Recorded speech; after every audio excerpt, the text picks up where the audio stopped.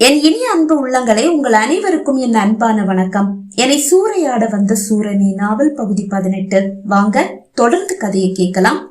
பாக்யலட்சுமி என்ற பாக்யராஜ் கனகபுரி வந்த கதையை கூற ஆரம்பிக்கும் போது ரத்தினா அம்மா நினைவுகளும் பின்னோக்கி ஓடியது. பாக்யலட்சுமி தன் வாழ்க்கையில் நுழைந்த அந்த நாள் முதல் இன்று வரை நடந்த அனைத்து நிகழ்வுகளும் அவரது மனத்திரையில் ஒரு திரைப்படம் போல் ஓடத் துவங்கியது. பாக்யராஜ் அவன் எப்படி கனகபுரி வந்து சேர்ந்தான் என்பதை கூற ஆரம்பித்திருந்தான். குழந்தை கவிதாவோடு அலைந்து திரியும் போது அவனுக்கு ஒரு விஷயம் புரிந்தது. ஒரு ஆண் கையில் ஒரு கை குழந்தையோடு அலைந்தால் மக்களின் சந்தேக பார்வைதான் அவன் மீது விழும். எளிதில் போலீசில் சிக்கவும் நேரும். அதுவே ஒரு பெண் என்றால் இன்னும் பாதுகாப்பு. சில ஆண்கள் தவறாக அணுகுவார்கள் தான். ஆனால் தானும் ஒரு ஆண் தானே, அதை எப்படியும் சமாளித்து விடலாம் என்ற எண்ணத்தோடு பெண் வேடம் அணிந்து கொண்டவனுக்கு குழந்தைக்கு பாலும் அவனுக்கு சாப்பாடும் எளிதாக கிடைக்க ஆரம்பித்து விட்டது. ஆனால் இப்படியே சாலையில் சுற்றி திரிவதும் தனக்கு ஆபத்தாக முடியும் என்பதை புரிந்து கொண்டவன் அங்கும் இங்கும் சுற்றி திரிந்து இறுதியில் கனகபுரி வந்து சேர்ந்தான். கிராமத்திற்குள் வரும்போதே முழுமையாக தன்னை ஒரு பெண்ணாக மாற்றி இருந்தான். தலைமுடியை உண்மையாகவே ஒரு பெண் போன்று நீளமாக வளர்த்தி இருந்தான். உடல் எடையை குறைத்து உடலில் அதிகப்படியாக வளர்ந்திருக்கும் கை கால் ரோமங்களை அகற்றி புருவத்தை திருத்தி ஒரு பெண்ணாகவே மாறியிருந்தான். அதையும் தாண்டி கையில் ஒரு கை குழந்தை வேறு.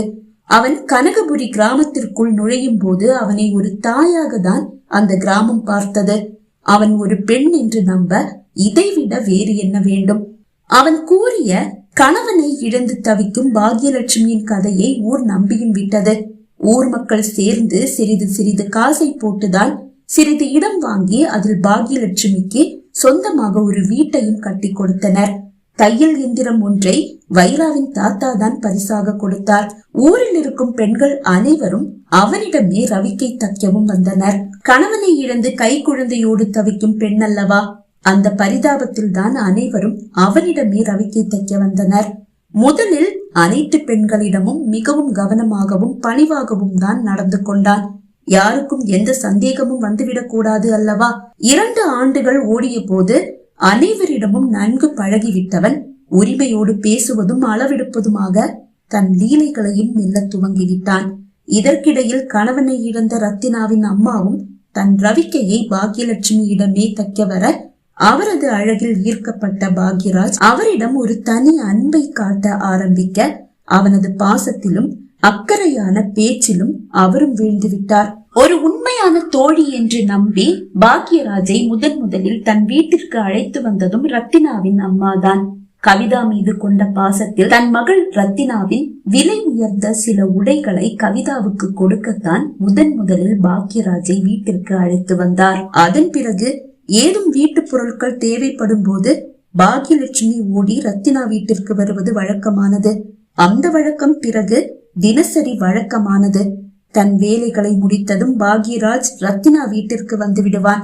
ரத்தினா அம்மா மீது ஏற்பட்ட ஆசையை தீர்த்து கொள்ள நாள் பார்த்து காத்திருந்தவனுக்கு அருமையான ஒரு வாய்ப்பு கிடைத்தது.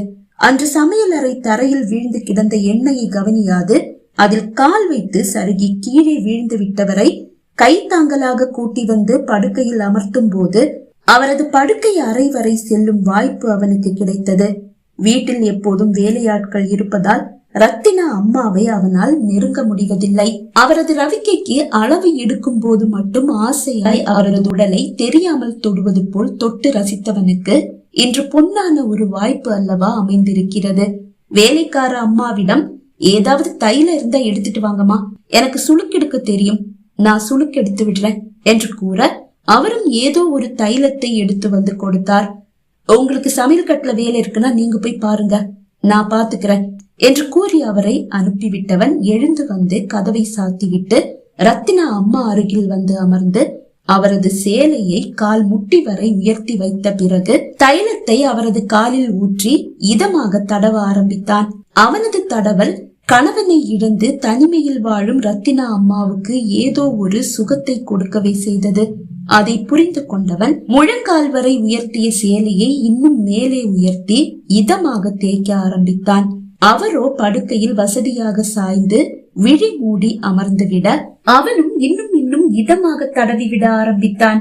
தன் காலை இதமாக தடவி விடுவது ஒரு பெண் என்பதாலும் ஒரு புது சுகத்தை உணர்ந்ததாலும் அவரும் தடுக்கவில்லை.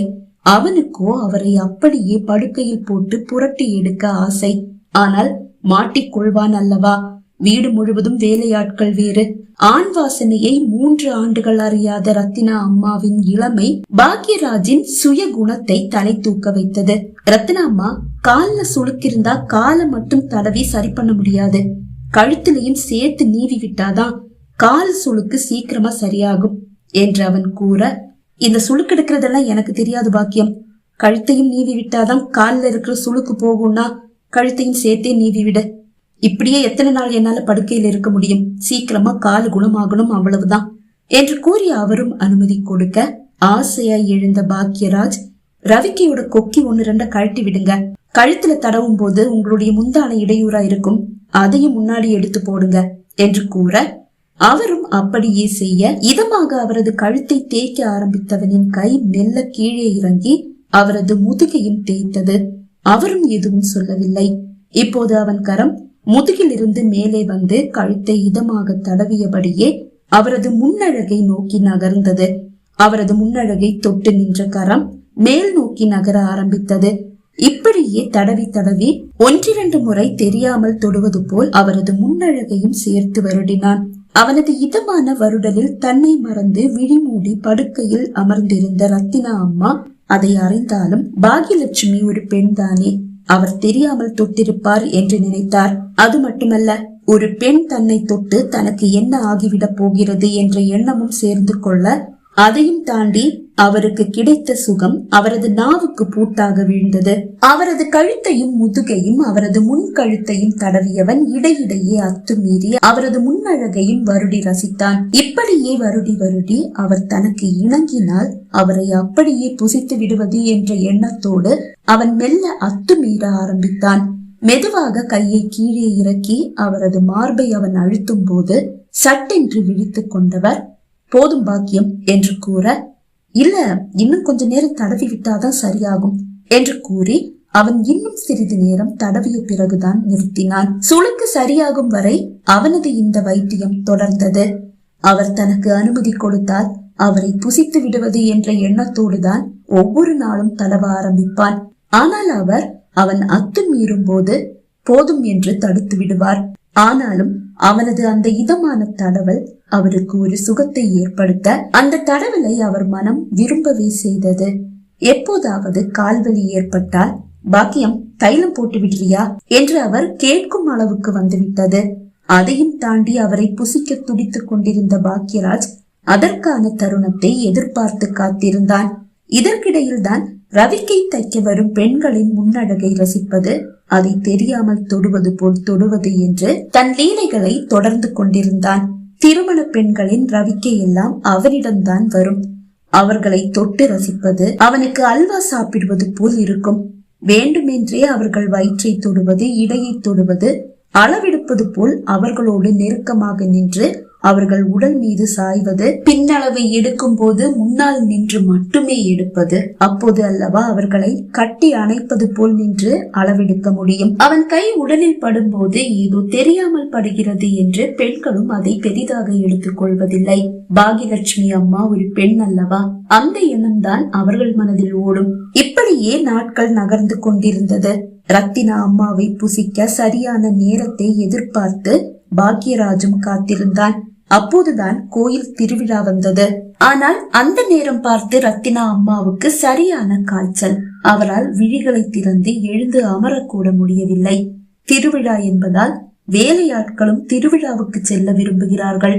அந்த வாய்ப்பை தனக்கு சாதகமாக பயன்படுத்தி கொண்ட பாக்யராஜ், கவிதாவையும் ரத்னாவையும் கூட்டிட்டு நீங்க திருவிழாவுக்கு போங்க, ரத்னாவோட அம்மாவை நான் பக்கத்துல இருந்து பாத்துக்கிறேன் என்று கூறி வேலையாட்கள் அனைவரையும் அனுப்பிவிட்டு அவருக்கு சூடாக பால் காய்ச்சி அதில் ஏதோ 1-2 மாத்திரைகளை கலந்து கொண்டு வந்து கொடுத்தான். அவரும் அதை வாங்கி பருகிவிட்டு படுத்து கொண்டார். அவர் அருகில் அமர்ந்தவன் அவரோடு பேசிக்கொண்டே இருக்க சில நிமிடங்களில் அவர் ஆழ்ந்த உறக்கத்திற்கு சென்று விட்டார். ரத்தினா அம்மா, ரத்தினா அம்மா அவன் அழைத்து பார்த்தான். அவரிடம் எந்த சலனமும் இல்லை. மெதுவாக அவர் கன்னத்திலும் தட்டி பார்த்தான். அவர் ஆடவும் இல்லை, அசையவும் இல்லை. அவர் மயங்கிவிட்டார் என்று உறுதிப்படுத்திக் கொண்டவன் அவரது ஆடைகள் முழுவதையும் களைந்து ஆசை தீர அவரை புசித்தான். திருவிழா முடிந்து வேலையாட்கள் வரும்போது, ரத்தினா அம்மா நல்லா தூங்கிட்டு இருக்காங்க, அவங்களை யாரும் தொல்லை பண்ண வேண்டாம், காலையில அவங்க எந்திரிக்கும் போது எந்திரிக்கட்டும் என்று கூறிவிட்டு கவிதாவையும் அழைத்துக் கொண்டு அங்கிருந்து புறப்பட்டு விட்டான் பாக்யராஜ். மறுநாள் காலை 8 மணி அளவில் தான் ரத்தினா அம்மாவுக்கு நினைவு திரும்பியது. அவரது உடல் எல்லாம் வலிக்கிறது. உடலில் ஆங்காங்கே ஏதோ சிறு சிறு அடையாளங்களும் கிடக்கிறது. தனக்கு கடுமையான காய்ச்சல் அல்லவா இருக்கிறது, அதனால் ஏற்பட்ட அலர்ஜியாக இருக்கலாம் என்று அவரும் நினைத்து விட்டார். வழக்கம் போல் பாக்யராஜ் தன் வேலைகளை முடித்துக் கொண்டு எதுவும் அறியாதவன் போல் ரத்தினா வீட்டிற்கு வந்தான். ரத்தினா அம்மாவிடம் பேச்சு கொடுக்கும் போது, என்னன்னு தெரியல பாக்கியம், என் உடம்பெல்லாம் வலிக்குது, அப்புறம் இங்க பாரு உடம்புல அங்கங்க சிகப்பா ஏதோ அடையாளமும் கிடக்கு, இப்பவும் நல்லா காய்ச்சல் அடிக்குது, ஏதோ அலர்ஜியா இருக்கும்னு தோணுது, டாக்டர் கிட்ட போலாமான்னு யோசிச்சுட்டு இருக்கேன் என்று கூற, அவருக்கு தன் மீது எந்த சந்தேகமும் ஏற்படவில்லை என்று புரிந்து கொண்ட பாக்யராஜ், இதுக்கெல்லாம் டாக்டர் கிட்ட போக வேண்டிய அவசியமே இல்ல, அது தானா போயிடும் என்று கூறி அவரை தடுத்து விட்டான். அவரிடம் பேசும்போது அவனது விழிகள் அவர் உடல் முழுவதும் ஆசையாய் மேய்ந்தது. அடுத்த தன் வாய்ப்பிற்காக அவன் காத்திருக்கவும் ஆரம்பித்தான். பகுதி 18 நிறைவடைந்தது. பகுதி 19 உங்களை சந்திக்கும் வரை விடைபெறுகிறேன். நன்றி, வணக்கம்.